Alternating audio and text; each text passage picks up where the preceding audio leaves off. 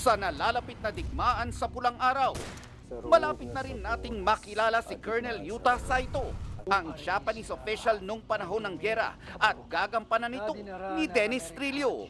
共に進もう勝利は我々のものだ天皇陛下万歳 Para sa Kapuso Drama King, isa na raw ito sa pinakamahirap na role na kanyang ginampanan.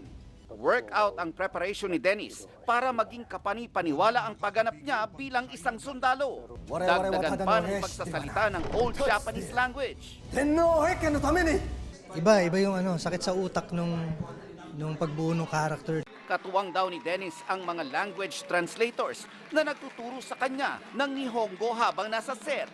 May mga hamon man sa kanyang pagganap.